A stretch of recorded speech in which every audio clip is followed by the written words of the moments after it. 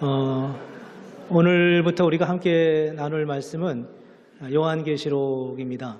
요한계시록의 본문을 가지고 많이는 함께 못 나눌 것 같고 한 3번 정도에 걸쳐서 함께 말씀을 나누려고 합니다. 그동안에 요한계시록을 한두 번 간헐적으로 주로 앞에 있는 본문을 가지고 나누긴 했지만 본격적으로 요한계시록을 우리가 다뤄본 적이 없었는데 이번 11월 1일부터 생명의 삶으로 큐티를 하시는 분들은 아시겠지만 요한계시록을 본문으로 함께 큐티하게 돼 있고, 또 우리 교회는 이제 구역 모임에서 생명의 삶을 가지고 함께 나누는데 요한계시록이 자칫 여러분 개인적으로 배워온 그런 요한계시록에 대한 선입견과 생각들로 인하여서 구역 모임에서 나누는데 조금 좀 다르게 이야기하실 수도 있을 것 같고, 그래서 오늘 그런 거에 대한 어떤 기본적인 방향성도 함께 나누고, 또 요한계시록이 우리에게 주시려고 하는 본래의 메시지가 뭔가, 가장 중요한 메시지가 뭔지에 대해서 함께 나눠보려고 합니다. 아마 구역 모임에서는 제한적으로 앞에 있는 과들 위주로 아마 나누게 될 것 같습니다. 오늘 이제 요한계시록 이렇게 말하는데 영어 이름에는 그냥 레벨레이션 해서 요한이라는 말이 나와 있지 않은데 계시록이라고 흔히 우리가 말을 하죠. 요한계시록 1장 1절에 보면은 이렇게 요한계시록이 시작이 됩니다. 예수 그리스도의 계시라 이렇게 말합니다. 계시. 여기서 말하는 이 계시라고 하는 단어의 헬라어 원어는 아포칼립시스라고 하는데, 아포칼립시스라고 하는 것은 두 가지 의미가 있습니다. 하나는 이제 우리가 아는 대로 계시라는 것이고, 다른 하나는 묵시라는 것입니다. 묵시라는 표현을 들어보셨겠죠? 근데 이제 우리는 평소에 계시와 묵시가 뚜렷하게 구별되지 않은 채 사용합니다. 왜냐하면 이게 이제 한 단어에서 나온 의미이기도 하고 한 단어가 가지고 있는 두 가지 의미일 수 있기 때문입니다. 계시라고 하는 말의 의미는 어떤 닫혀진, 감추어져 있는 혹은 숨겨져 있는 의미가 열려지는 것을 의미합니다. 비밀스럽게 감춰져 있던 그런 계시, 그런 장래 일들, 그런 일들이 선지자나 메시지를 전하는 사람들에 의해서 하나님의 지혜에 의해서 열려지는 거죠. 요한계시록이 우리가 흔히 세상의 종말에 대해서 말씀한다고 이제 이해하고 있는데, 과연 이 시대의 이 세상의 마지막은 어떻게 될 것인가? 이 시대는 곧 마지막이 정말 있을 것인가? 만약에 있다면 그때 어떤 일이 일어날 건가? 이런 닫혀진 알 수 없는 그런 세계에 대해서 열려주는 그런 의미가 이제 계시라고 하는 말의 의미입니다. 묵시는 뭐냐 하면, 묵시는 열려진 것을 닫는다, 이런 의미가 그 안에 있습니다. 이 반대의 의미인데 사실은 이제 하나의 근원에서 나온 것입니다. 이스라엘 민족이 예수를 믿는 사람들이 초대교회 당시에 로마 지배 하에서 이제 복음을 받아들였잖아요. 그리고서 이제 복음을 전하기 시작하고 주 313년에 기독교가 인정되고, 또 395년인가요? 그때 돼서 이제 기독교가 로마의 국교로 공인되는 과정을 거치는데, 그 이전까지 약 300년의 기간 동안에 교회는 엄청난 박해와 고난을 받았습니다. 이제 그런 박해를 받으면서 그들이 그 박해를 피해서 로마 주변에 있는 카타콤이라고 하는 구울 속에 들어가서 거기서 사는, 그래서 굉장히 어려움 속에 살았는데, 그들이 때로는 편지를 해야 되기도 했고, 그들이 때로는 말로 복음을 전하기도 해야 됐고, 그런데 이것이 이제 로마 정부의 사람들한테 발각이 되면 금세 이제 그들이 체포되게 되고, 또 사자의 밥이 되거나 죽음의 사형장으로 끌려가는 이런 어려움을 겪게 되니까 자연스럽게 그 안에서 그들이 묵시문학이 발전되는데, 거기서 말하는 묵시문학이라는 것은 로마의 지배자들이 잘 알지 못하는 언어나 상징적인 부호들을 가지고 그들의 의사를 소통하는 방법입니다. 그래서 이제 요한계시록 보면 여러분 제일 많이 기억나는 게 666이라든지 14만 4천이라든지 이런 표현들이 많이 나오는데, 그런 표현들은 그 의미가 무엇이냐를 따지기 전에 이런 상황 속에서 만들어진, 이런 상황 속에서 이해되어진 그런 용어라는 것을 우리가 먼저 기억할 필요가 있습니다. 그래서 우리가 요한계시록을 함께 보면서 그 닫혀진 것을 여는데 또 한편으로는 그것이 세상의 통치자들이나 압제자들이나 박해자들의 눈에는 가려져야만 했던 그런 상황 속에서 전해진 것이 바로 요한계시록이라는 것입니다. 이제 그러다 보니까 세월이 지나면서 이 요한계시록을 이해하는 게 굉장히 어렵게 되어버렸어요. 그 시대 사람들은 이 요한계시록이 그렇게 어려운 용어가 아니었습니다. 왜냐하면 그들은 늘 그 말씀을 들었기 때문에. 그리고 그 말씀을 편지로 받았을 때 그들에겐 너무나 선명한 뜻이었는데 세월이 지나고 그 상황에서 이제 떨어져 있는 시대적으로 공간적으로 시간상으로 떨어져 있는 그런 그리스도인들에게는 이 요한계시록이 굉장히 난해한 말씀처럼 되어버렸죠. 그래서 이제 요한계시록을 해석하는 데 있어서 여러 가지 방법들이 있는데 그 방법이 굉장히 차이가 나는 경우가 있습니다. 특별히 역사적으로 4가지 방법에 의해서 요한계시록은 이해가 되었습니다. 첫 번째는 과거적 해석이라고 합니다. 과거적 해석. 과거적 해석이라고 하는 말은 요한계시록 총 22장으로 되어 있거든요. 근데 이제 마지막 21장, 22장, 천국에 대한 마지막 하나님의 종말적 구원의 역사를 이루는 건 말고 나머지 1장부터 20장까지는 주후 100년 이내, 사도 요한이 요한계시록을 썼을 때가 95년이었는데 주후 100년 이내에 일어난 일이라고 전제하고 말씀을 보는 것입니다. 이건 이미 일어난 일이다 이렇게 보는 것이고요. 역사적 해석이라고 하는 것은 지나온 2000년 정도의 기간 동안에 이 요한계시록이 그 단계마다 일어난 거라는 거예요. 예를 들면 요한계시록 2장과 3장은 주후 100년 이내에 일어난 것이고 4장은 그 다음 몇 세기 동안 일어난 것이고 5장부터 8장까지는 어떻게 하고 그래서 이제 장차 이제 모든 일들이 마지막 일이 19장부터만 이제 아직 안 일어났다든지 이렇게 해석을 하는 거죠. 이제 마지막 일이 이 22장의 요한계시록이 역사 2000년 기간 동안에 펼쳐져서 때에 따라 이제 그것이 일어난다고 하는 것이 역사적 해석 방법이고요. 근데 영적 해석법은 요한계시록의 말씀이 물리적으로 일어나는 게 아니라 전 영적인 의미이다.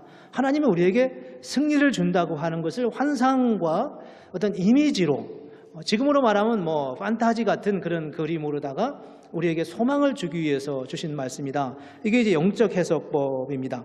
그 다음에 미래적 해석법이라는 것은 1장부터 3장까지는 이미 주후 100년 이내에 일어난 일이고 4장부터 22장까지는 이제 앞으로 종말에 아직은 일어나지 않은 종말에 일어날 하나님의 사건이라고 그렇게 이해하는 것입니다. 이 4가지 방법이 다 서로 상이하고 좀 다른 방법을 말하고 있습니다.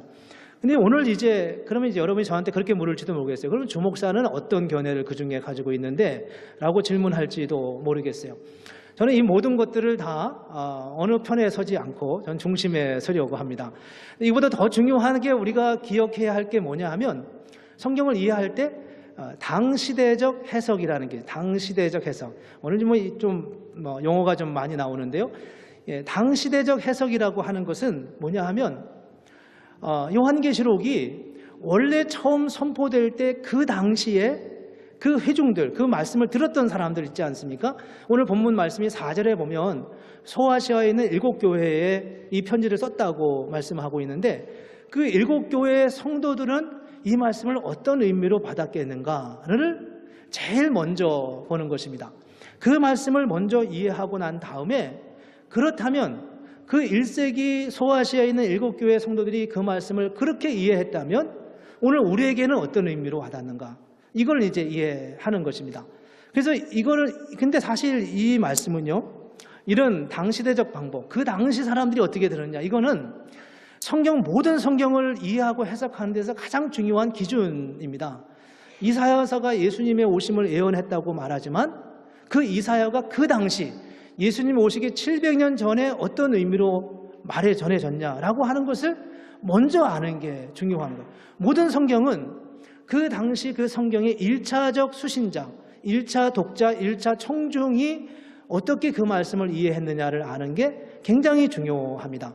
이게 성경을 해석하는 데 있어서 우리 구역장님들 이제 공부할 때 또 여러분 그 제자 훈련 중에 이제 마지막 단계 사역 훈련할 때 그런 말씀, 우리 그런 훈련을 우리가 하게 되지만 모든 성경은 그게 가장 기본인데 이상하게 요한계시록을 이해할 때는 요한계시록이 그게 더 필요함에도 불구하고 그걸 그냥 스킵하고 지나가는 경우를 많이 볼 수 있습니다.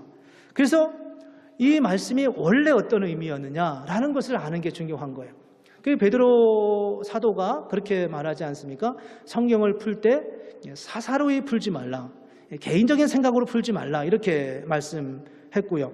그리고 성경을 가만히 보면 조사 하나에 토시 하나의 의미가 정반대의 의미로 바뀌는 경우를 많이 볼 수 있습니다. 여러분, 옛날에 우리 대학부 학생들 옛날에 그런 경험이 있었을런지 모르겠어요.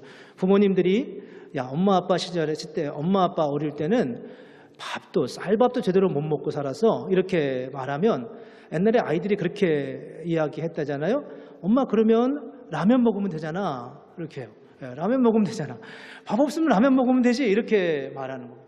근데 아이들에게는 그게 너무나 당연한 반응이에요. 밥을 못 먹었으면 라면 먹으면 되지. 예비로 가지고 있었을 테니까. 상황이 틀리면 이렇게 이해가 바뀌어져 가는 거예요. 하물며 2000년 전 혹은 멀게는 3500년 전에 기록된 하나님의 말씀이 맥락이 없이 이해할 때 우리에게 그 말씀이 어떻게 이해될까 하는 것을 보게 됩니다. 그래서 오늘 이 요한계시록을 보면서 우리가 오늘 이제 9절에 나오는 먼저 배경을 잠깐 살펴보겠습니다. 9절에 보면 이렇게 말씀하고 있는데요. 나 요한은 너희 형제요 예수의 환난과 나라와 참음에 동참하는 자라. 하나님의 말씀과 예수를 증언하였으므로 말미암아 반모라 하는 섬에 있었다. 이 말씀은 누가 기록한 거냐 하면 나 요한이 기록한 것입니다. 이 나 요한은 누구일까? 성경에 요한이라는 이름이 여러 번 나오는데 누구일까? 그 요한이 자기를 이렇게 설명을 합니다. 너희 형제요 예수의 환난과 나라와 참음에 동참하는 자라. 예수님의 환난을 겪을 때 그 일에 함께 동참했던 자라고 말하고 있습니다. 예수님이 십자가 달리실 때 그 십자가상에서 함께 있었던 사람이에요. 이 사람은 틀림없이 예수님의 제자 사도 요한이었음을 보여주는 그런 표현이죠. 예수를 증언하였으므로 말미암아 반모라 하는 섬에 있었다. 반모가 어디냐 하면요, 지도에 보면 저기가 반모입니다. 어딘지 아시겠죠? 그렇죠? 저 고린도라고 하는 곳은 지금의 그리스이고요. 이쪽 그 반모 그 위에 있는 그쪽은 우리가 지금 보는 터키 지역입니다. 거기서 에베소에서 약 밑으로 70km 정도 떨어져 있는 곳에 작은 섬이에요. 옆으로 한 17km, 세로로 한 10km 정도. 살로시빌보다 훨씬 작은 그런 작은 섬에 지금 사도 요한이 유배에 가서 거기서 이제 이 요한계시록을 쓰고 있는 것을 볼 수 있습니다. 주 95년경이었고 이 당시는 도미티아누스 황제가 로마를 지배할 때였습니다. 도미티아누스는 기독교를 엄청 박해했던 두 번째 황제였습니다. 첫 번째는 네로 황제였고 두 번째는 그로부터 약 30년 후에 도미티아누스가 이제 기독교를 박해했죠. 네로 황제가 박해할 때 베드로와 바울이 로마에서 순교를 당했고요. 사도 요한은 그로부터 약 30년 정도 더 살다가 도미티아누스 황제가 박해할 때 반모섬이라고 하는 곳에 유배당해서 거기서 이제 아주 힘들고 어려운 삶을 살았습니다. 오늘 1절에 다시 보면 1절에 이렇게 말씀하고 있어요. 예수 그리스도의 계시라 이는 하나님이 그에게 주사 반드시 속히 일어날 일들을 그 종들에게 보이기 위해서 그 종 요한에게 알게 한 거다. 이렇게 말씀합니다. 반드시 속히 일어날 일들을 그들에게 알게 하기 위함이다 라고 말하는 거예요. 요한이 이 말씀을 들으면서 이 말씀이 속히 일어날 말씀이라는 겁니다. 이 말의 의미가 무엇일까요? 앞서 보았던 지도, 두 번째 지도를 다시 한번 보면은 이 편지는 4절에 보면 이 반모섬에서 7교회의 교회, 그 지도 말입니다. 7교회의 교회에 이제 쓴 편지거든요. 그 7개의 도시가 저 나오는 굵은 글씨로 되어 있는 그런 글씨입니다. 어디서부터 시작하나요? 에베소부터 시작하죠. 에베소, 소머나, 버가모, 두아디리아, 사데, 빌라델비아, 라오디게아, 이렇게 에서보드, 사빌라, 이게 다 7개의 교회에 보낸 편지입니다. 충분히 느낌이 가지 않습니까?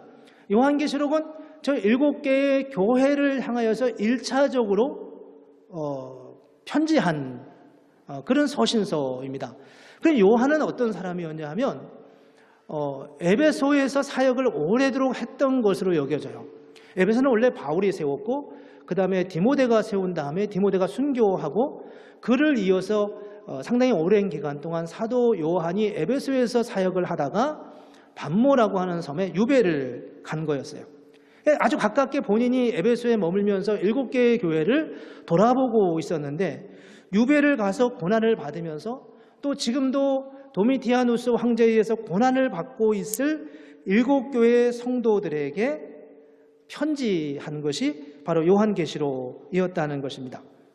그런데 그 이제 앞서 그렇게 말씀하잖아요. 속히 될 일에 대하여서 말씀한다고요. 속히 될 일에 대해서 2000년 후에 일어날 일이 아니라 속히 일어날 일에 대해서 알게 하기 위해서 이 말씀을 전했다라고 말씀하고 있습니다. 그렇다면 요한계시록을 받는 1차 저자, 1차 수신자였던 7 교회의 성도들은 이 말씀을 어떻게 받아들였을까 하는 것입니다. 사도 요한이 주후 95년에 이 요한계시록을 썼어요. 쓰고 도미티아누스는 80년인가 81년에 로마의 황제가 되었다가 96년 이 편지를 쓰고 난 그 바로 다음 해에 자기의 측근에 의해서 암살당해서 죽게 됩니다. 그리고 그 일로 인해서 사도 요한이 96년에 이제 이 포로에서 여기서 해방받아서 돌아오는 장면을 돌아오는 것을 볼 수 있어요. 사도 요한에게 있어서 하나님의 역사는 곧 오늘 일어날 하나님의 역사였다는 거예요. 그게 요한계시록에서 말씀하고자 했던 요한계시록의 첫 번째 메시지였다는 거죠. 하나님은 곧 우리 가운데, 우리의 삶 가운데 찾아오셔서 곧 오래지 않아 우리 가운데 함께 하실 하나님의 역사, 우리가 믿는 바 그 하나님으로 우리에게 나타나고 계시는 것을 볼 수 있습니다. 요한계시록을 읽으신 분들은 아시지만 5장 이하에 보면은 마치 판타지 같은 장면들이 수없이 많이 나와요. 영적인 세계와 물리적 세계를 넘나들며 일어나는 수많은 사건들을 볼 수 있는데 이 모든 사건들은 앞서 말씀드린 4가지 해석법에 의해서 다 이해가 가능합니다. 예를 들면 과거적 해석법이에요. 이 사건은 이미 1세기에 일어난 하나님의 사건입니다. 맞습니다.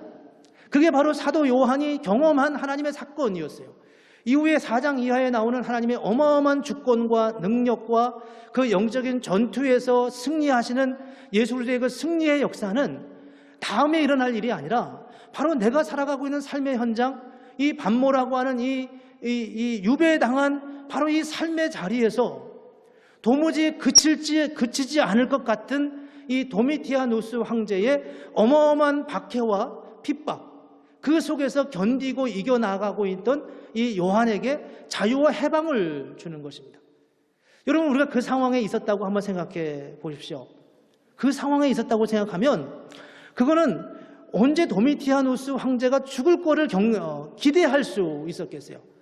그 도미티아누스 황제의 박해는 영원히 이어질 것 같고 사도 요한은 곧 있어 이제 연로하기도 하거니와 여러 모양으로 피할 수 없는 상황 속에 빠져서 결국 죽게 될 것이라는 것을 누구나 다 예상할 수밖에 없는 일 아니겠어요? 그런데 그 상황 속에서 하나님은 바로 그 자리에서 일하신 하나님임을 선포하고 있다는 것입니다. 두 번째 방법은 역사적 해석법이에요.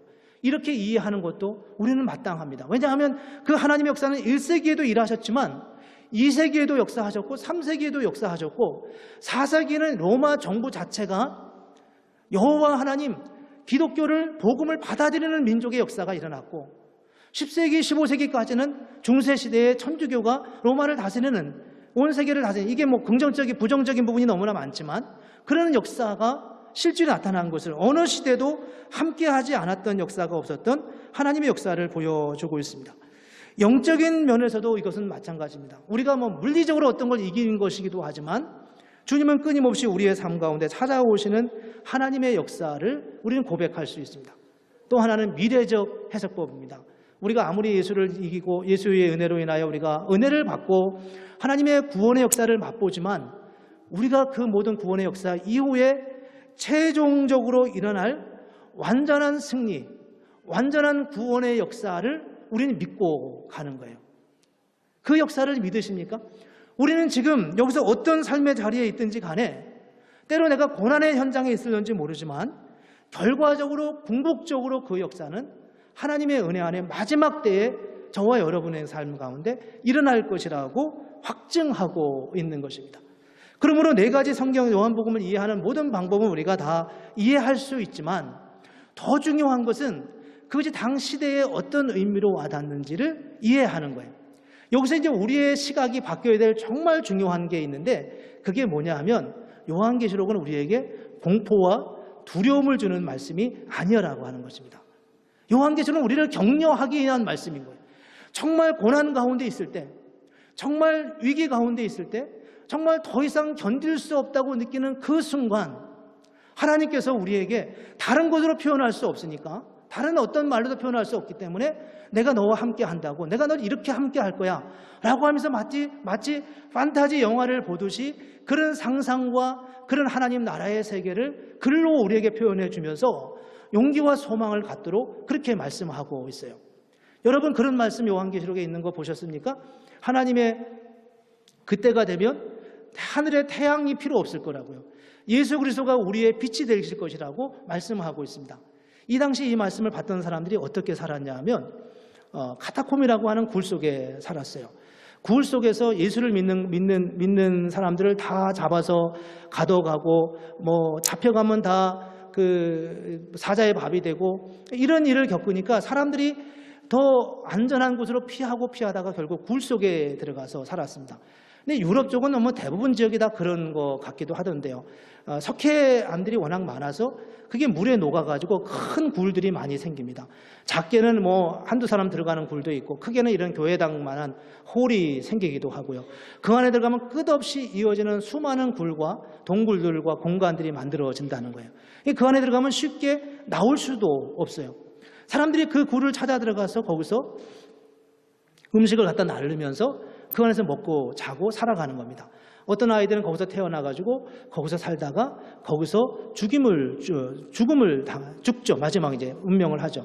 그러면 그 옆에 있는 벽 옆에다가 구멍을 뚫어가지고 거기다가 사람 죽은 시신을 넣고 장례를 지내고 싹 싸발라서 이렇게 장례를 지내고. 그래서 카타콤이라고 하는 굴 자체가 곧 무덤이라고 하는 의미가 있는 거예요. 그 사람들은 바깥 빛을 구경한 적이 없어요. 빛을 본 적이 없습니다. 그래서 그 사람들은 거기서 태어나서 거기서 살다가 거기서 찬송하고 거기서 놀고 거기서 이야기하고 거기서 은혜를 나누고 기도하다가 몇몇 사람들이 밖에 나가서 먹을 음식 가지고 구하여 오면은 그거 함께 나누고 마침 누가 나가는데 하루 이틀 3일 돼도 안 돌아오면 그 사람은 틀림없이 로마의 병정에 의해서 잡혀가서 형장의 이슬로 잡혀갔음에 틀림이 없고 그들이 나갈 때는 돌아올 것을 약속할 수 없는 그런 상황에 있어요. 매일 캄캄한 어둠 속에 살아가고 있는데 그들에게 요한계시록에서 뭐라고 말씀하냐면 그 나라가 오면 하나님의 나라가 오면 그때는 예수 그리스도가 친히 빛을 발하셔서 하늘의 태양이 필요 없다고 하는 말씀이 요한계시록 후반부에 나옵니다. 그들에게 어떤 환상을 주었을 거라고 생각합니까? 빛이 필요 없는 그런 세상입니다. 바깥이 얼마나 그리웠겠어요. 근데 그곳에 가면 빛이 의미가 없대. 예수님이 우리의 빛이 되신대 라고 말하는 거죠. 이거는 우리는 태양빛처럼 빛나다면 그보다 더 밝은 빛처럼 느끼는 이런 조명이 너무 많아서 그런 조명 안에 살아가고 있기 때문에 그 말의 의미가 뭔지를 잘 알지 못해요. 그렇지만 이 말씀을 처음 받았던 1차적 사람들, 수신자들에게 이 말씀은 우리가 느낄 수 없는 그런 하나님의 아주 중요한 약속의 말씀으로 와 닿다고 하는 것입니다. 오늘 5절부터 7절까지 보면 이 말씀이 복음이라고 하는 3가지 진리 위에 세워져 있는 것을 말씀하고 있습니다. 5절에 보면 이렇게 말씀합니다. 또 충성된 증인으로 죽은 자들 가운데에서 먼저 나시고 그의 피로 우리 죄에서 우리를 해방하셨다. 예수 그리스도께서 우리를 위해 십자가에 죽으셨어요. 그분이 우리를 죄에서 구원하셔서 하나님의 자녀가 되게 하셨습니다. 우리가 지금 고난을 받는 이유는, 우리가 지금 힘들고 어렵게 살아가는 이유는 우리를 구원하신 구원의 역사가 있기 때문이고 그 구원의 역사를 믿기 때문이라고 말씀하고 있는 거예요. 그 우리를 구원하신 그분이 어떤 분이시냐 하면 그분은 우리를 위해서 죽은 자들 가운데서 먼저 살아나신 분입니다. 우리를 위해 십자가에 죽으신 분이라고 말씀하고, 우리를 죄에서 해방하신 분이라고 말씀하고 있습니다. 우리를 죄에서 구원하신 분이 하물며 우리를 여기서 이대로 살아가도록 내버려 두시겠느냐, 이런 말씀이 바로 여기에 담겨져 있습니다. 종말적 구원의 완성을 향하여 달려가도록 우리를 부르시고 붙드시는 하나님의 역사가 이 안에 담겨져 있습니다. 두 번째는 이런 6절 말씀에 이렇게 말씀합니다. 그의 아버지 하나님을 위하여 우리를 나라와 제사장으로 삼으신 그에게 영광과 능력이 세세토록 있기를 원하노라. 나라와 제사장으로 삼으신 그에게, 나라와 제사장이라는 말이 무슨 의미인가요? 나라는 통치의 의미가 있어요. 통치. 하나님이 우리를 나라로 삼으신다는 겁니다. 세상을 통치하게 하신다는 거예요. 이 말의 의미가 뭐예요? 우리가 지금 박해를 받고 있는데요. 통치자들에 의해서 지금 쫓겨가고 있는데요.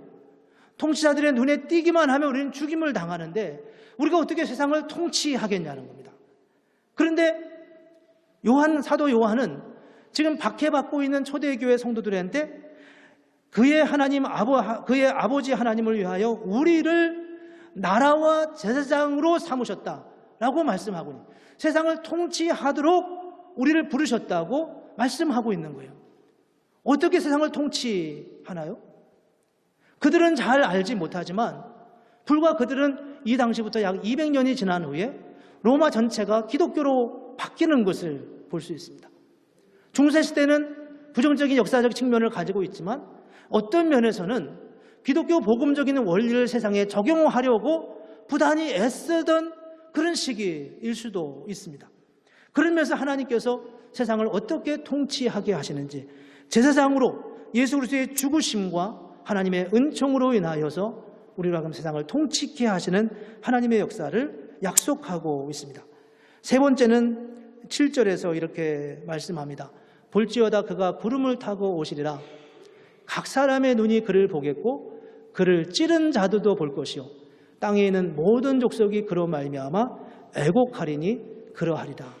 이 말씀은, 저는 이 말씀을 보면서 참 마음에 다시 한번 좀 감동이 있었습니다. 뭐가 있냐면 그가 구름을 타고 오시리라. 각 사람의 눈이 그를 보겠고, 각 사람, 모든 사람들이 그를 본다는 거예요. 근데 그 모든 사람 중에 누가 있냐 하면 그를 찌른 자들, 박해하는 자들도 그것을 볼 것이고 땅에 있는 모든 족속이 그로 말미암아 애곡할 것이다. 이렇게 말씀하고 있습니다. 여러분 지금 나가서 복음을 전하고 예수를 믿으세요. 예수님은 살아계십니다. 하나님은 살아계십니다. 이렇게 말하면 사람들이 당신이나 믿어, 이렇게 말을 듣기가 참 쉬울 거예요. 그렇게 우리가 믿는 바 복음은 그냥 우리끼리의 복음이에요. 우리끼리의 고백이죠. 근데 오늘 7절에 있는 말씀을 다시 한번 띄워주시면 그 7절에 있는 말씀은 뭐냐 하면 그 고백이 우리만의 고백이 아니라는 겁니다. 온 열방의 사람들이, 믿지 않는 저 이방인들조차도 그 주님의 오심을 보게 될 것이라고 말합니다. 인정할 수밖에 없는, 모두가 그 주님의 오심을 인정하고 받아들이고 그 앞에서 구원의 은혜를 누리든지 심판을 받게 되든지 가부원의 결정이 될 수밖에 없는 역사 속에 구체적으로 임재하시고 임하시는 하나님의 역사를 우리에게 말씀하고 있습니다. 예수님이 다시 오신다고 하는 것은 믿는 자들끼리 말하는 그런 위로의 말이 아니라는 거예요. 힘들어도 참아, 주님이 오실 거야. 바깥 사람들이 안 믿어도 우리끼리라도 그렇게 믿고 살아, 이런 게 아니라 그 역사는 구체적으로 저와 여러분의 삶 속에 일어날 것을 말씀하고 있어요. 그래서 요한계시록이 주는 정말 중요한 메시지는, 가장 중요한 메시지는 뭐냐 하면 어떤 상황에서도 절망하지 말라고 하는 것이 요한계시록의 가장 중요한 메시지입니다. 요한계시록을 읽으면서 우리의 마음속에 나도 모르게 힘이 나고, 나도 모르게 그래 맞아, 주님이 이런 분이셔, 주님이 정말 우리가 약하고 부족하지만 하나님이 천군과 천사를 동원하셔서 당신의 주권과 당신의 역사를 드러내시면서 세상을 이기시고 우리로 하여금 승리케 하시는 그 하나님의 역사를 선포하고 있음을 요한계시록을 통해서 우리가 읽을 수 있어야 한다는 거예요. 반드시 속히 일어날 그 일이라는 거죠. 그 일은 2000년 후에 일어나기도 하고 아직도 먼 장래에 일어날 그 종말적 사건이기도 하지만 그 이전에 그 사건은 바로 저와 여러분 속에 우리가 겪고 있는 이 현재의 삶 속에서 어느덧 우리에게 다가오셔서 주님이 우리에게 그렇게 말씀하십니다.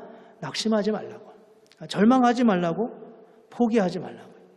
그러면서 우리를 한 단계 더 기다리고 주님의 약속을 기다리도록 그렇게 이끌어 가십니다. 3장 10절에 보면 이렇게 말씀했어요. 내가 나의 인내의 말씀을 지켰은즉 내가 또한 너를 지켜 시험의 때를 면하게 하리라 라고 말씀하고 있습니다. 우리가 힘들고 어려울 때는 정말 견디기가 어려워요.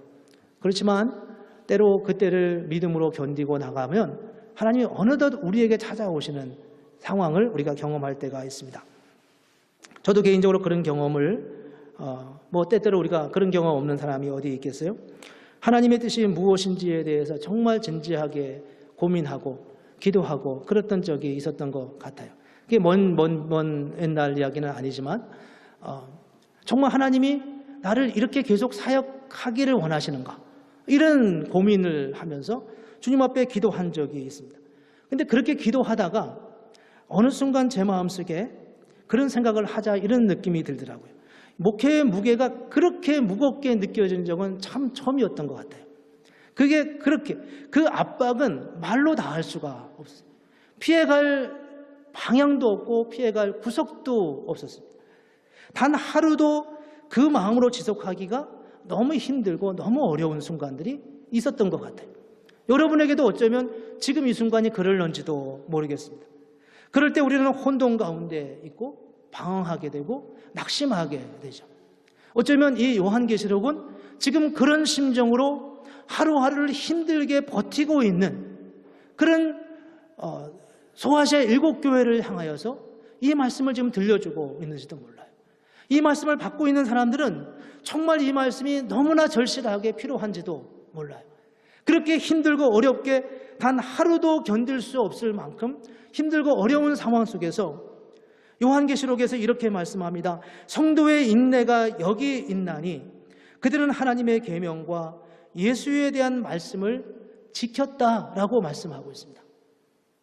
이게 바로 요한계시록이 우리에게 우리 앞에서 절절하게 우리에게 말씀하시는 사도 요한의 뜨거운 마음과 그리스도의 마음을 가지고 말씀하시는 주님의 음성입니다.